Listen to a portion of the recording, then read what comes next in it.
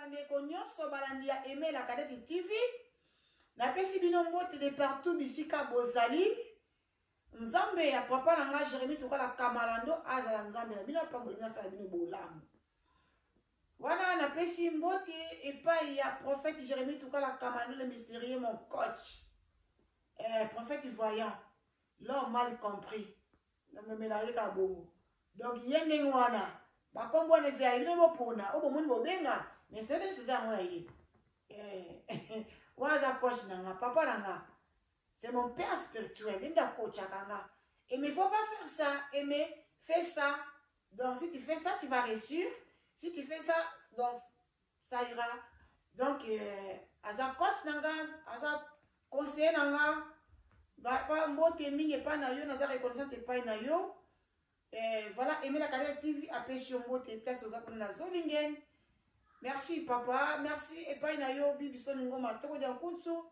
Yala mobile ya Yengambe likona ngoma kamune fanzi. Nadège Makie c'est ma fille bisous. Déborah ma princesse Dalon kola ma dasimi ma solo. En tout cas, merci mingi na bande konyo so basabona ki na Aimé la Cadette TV na reconnaissance de pas na bino.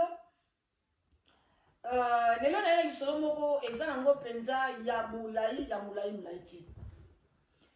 Mais Moutou na kolobela ye mo oyeba ke ezaye concernant oyeba ke ezaye mais pour la émission lelo na bo otanga kombo na yo pour na signe respect normalement aza mwana mobali ayebani aza na Canada na Montréal bisolo mo utika a na kati ya Allemagne précisément la colonne. En tout cas papa yaya les qui je sais pas ton âge. Bon, n'enseigne pas nayo avec beaucoup de respect. Ceux qui ont la émission oyo, soit benganga, soit benga mutaza concerné. Numéro nanga eza plus 49 152 18 33 65 43. Je répète, plus 49 152 18 33 65 43 à la fin. Vraiment, ils ont bien mingi, soko benga et ça peut bien makasi. Point de cela parce que Bible le dit au commencement était la parole. Donc sola c'est un problème faut sola ça va bien que sola la solution silence ils ont bien mingité. Donc on tu le bande ko biso aza na Canada na Montréal.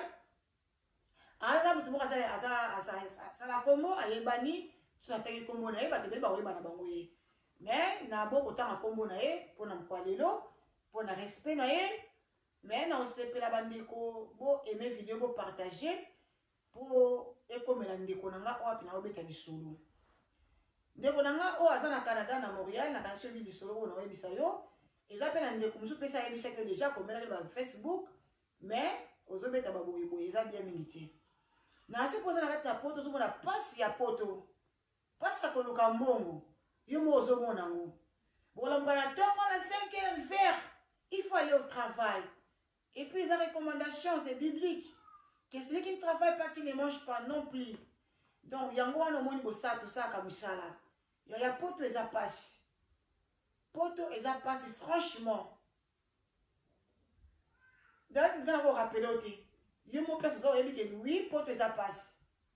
Mais ça na ndeko na biso apesa ki mbongo 3000 dollars dollars américains depuis 2011.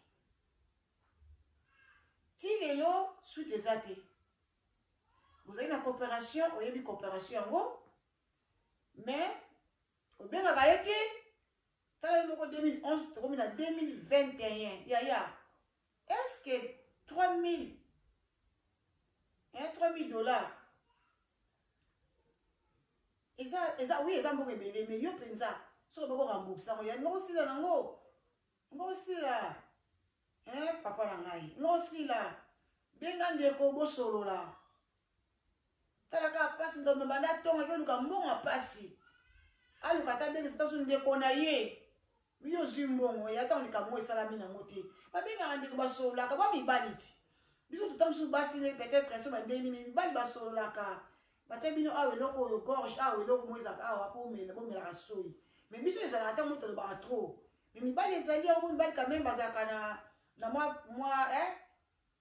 bazaka moi un peu long quoi vraiment papa nanga je sais que oza un homme sage na ebi ke aussi oza ozo raisonner mais na ça ndeni ya nyongo biso comment te le bi mfuka muntu ye muntu donc nyongo na mutu ya mutu yeso le bo futa yango o futa so bo yokana muninga nga par moi na ko kopesa kwa tele fiske donc tant sur exemple na pesa exemple na biselonga comme exemple ba de par mois na ba na pesa 100 €, 100 dollars américains tito aussi la papa peut être ici la soit pour to ke na mo mbangu na pesa yo 500 €, na pesa male na pesa tant sur 500 moi na pesa na kokisi moi 200 na pesa ka bongo tito aussi ça ya ba sala ka bongo et comme ça ba ni ba 1000 € ba ofuta pardon comme ça ni ba 10 000 € ba zo futa na pesi mbote et puis ba bon séjour et pas na yo mangita et si vous allez mangita et si vous allez na Congo Kinshasa ba bon séjour boza te koleka na magasin et si ka mangita ba kwanga ya bio ba biloko kitoko yemoka kinapela na kishasa ka sombi aena ngo awa donc bosomba biloko ba matungulu ba biloko ya Kinshasa ezalaka kuna ba pilipili ya Kinshasa olingi mbwengi original mbwengi madese kitoko biloko mama mingita nzamba pambola mama otia pena Congo na kati ya Allemagne yo bongo penza kitoko to sepeli papa mingita bambote na yo penza msa kitoko papa atuka boke somba bo nzande sike biloko ne bongo pondu mo eza ko nesa bino mabande ko nanga canon na pondu mais non franchement tant que la pondu na mo wana soki na kita Congo baza pondu kitoko mafuta kitoko ma Fatuma mona ki amote wala ba ki amote akoyo mo pe obete ko moni eza kitoko ya moki na kosa ki yote voilà ndiki na oloba epa ndeko na biso naza mamu surtout awa na téléphone nanga naza ba kombo tout ça mais na biki pour na si na respect donc na bo autant na kombo na yo yango na lobi benga soit benga ndeko wana Bibson benga ye yo mozo ba ke mutu na zo lobela benga ye bo solola soit benga nga esa bien makasi ba solola ka papa obomi no pe mutu te obomi mutu te donc moi je suis pas venu pour te condamner non na yo condamner ote mais na ici c'est que pesa conseil pas non de konanga mobali oluka obenga to solola to bongisa to ba to sa ndenge nini mbongo eza pasi yaya mbongo eza pasi tala ba hiver oyo tongo ndala msala azonga na ndako butu fatigué yo moko mpe oza mwa mobali oyebi pasi ya mbongo ndenge ezali siko mutu moko soki ameli yo mbongo epesa ata so mutu mosusu ameli yo te mpo oyebani na ye ebi yo te bosola nga aza aposa bosolola bozala bien parce que tobengaki mpe ndeko mosusu toyebisaki lisolo oyo ndeko mpe ayebisaki yo oyebisaki ke obenga ye mobengaki te ozobenga te esa bien te mpo na honneur na yo garde dignité na yo wana garde dignité wana esa bien makasi dignité na yo wana ozalaka nango wana garde yango vraiment pardon mingi ndeko nanga mobali na respectaka bino parce que bozalaka bana liboso parce que tant nzambe asalaki mobali aye osala mwasi donc biso toza bakadete ya nzambe donc ntango baka aimer la cadette bango avec une cause je suis la cadette de ma maman et de mon papa et puis je suis la cadette du Seigneur quand Dieu a créé l'homme il a créé la femme après asalaki selo mosusu donc naza mwana suka ya nzambe bino boza bana liboso oui on ne disconvient pas mais du moins bana suka bazala ndenge makasi koleka bana liboso ya benga ye bosolo asa bien ote obeni aimer la cadette na problème te na pesa le numéro susu na répéter eza plus 49 152 18 33 65 43 à la fin. Ya benga ko to sola ko yo penza taka position na yo taka le mozaleli obiki ça pour 3000 dollar américain te nga na ndimi te osala ngo po nga pe na yebi na nga pe yo ngai na ndenge na yebeli yo te osala ngo te so benga na website nga na yebeli yo na yebi yo alors so osali yango esa na bien makasi po nga na yebi yo ke na ba mama biso to bota bino ti bozo bala pe biso to bota biso ka to bota ine bino to solo la ya za bien makasi.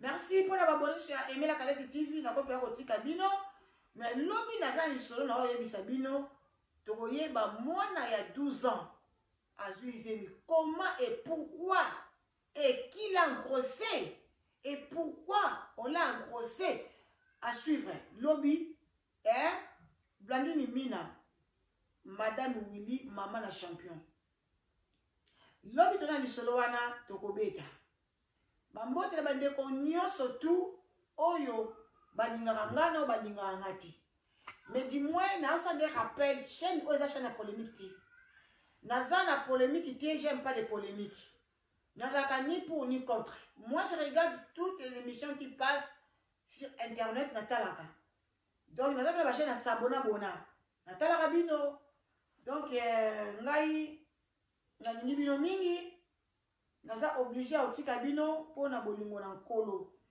yango wana Alain Kayembe na pesho mbote Sami Mambweni donc Sami Mambweni à partir baki na pesho mbote Jimmy na kati wa France bambote ebele pa ya ma copine Fatoumata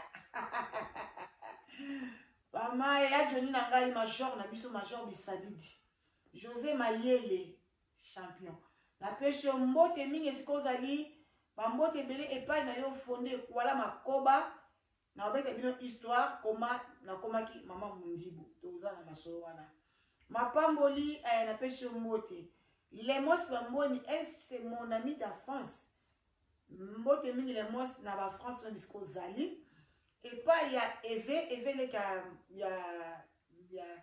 ya Lemos et pas ya Eve mususu azana Angola. Les amis de Mundibu Star na pesi bino bambote ebele vraiment bambote ebele papa Emmanuel na Hollande na pesi bambote yana nga lilos yana nga masole yana nga katimini toza na ba sujet to développer na yaya donc toucher mwana linga na pesi mbote nsaka la mutakala vie Johnny mafweni Clément yoane neza nsaka la soko kina lobi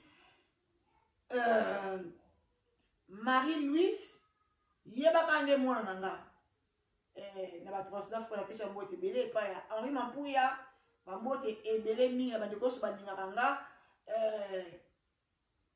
Mbunga intouchable bambote na yo ebele vraiment bozala bien bioso to ya pesi bino bambote na pesi mbote na bandeko nyonso tu bazo ya église ya CRF place so bozali boza park boza ebele vous avez béni, moi, je t'ai béni. Moi, j'ai dit, bon, ami, il fallait que je te salue. Oh, ami, Nadia, ami, je te dis bonjour, je t'aime tellement, ma petite chérie. Donc, on va parler après, hein. Après l'émission, je vais t'appeler. Je te salue partout là, hein. Parce que je sais que toi, tu n'attends pas notre langue lingala. Donc, c'est une émission, je suis en train de t'interpeller. Il y a un homme qui a un problème avec un homme encore. Donc, ce sont deux hommes qui ont des problèmes. Voilà, je suis venue lui parler, quoi. Il n'a qu'à nous appeler pour qu'on puisse arranger les problèmes. C'est ça que je suis en train de parler. Là, je salue tout le monde de ma part. Merci, Mingi Botika la bien, na Kombo na Yesumasia. Mokolo malamu, Aimé la Calette ya Tikibino, Francine Lusano. Mamote bela bote nga koko moko ya wow. Bambote le bino. Bisous, bisous.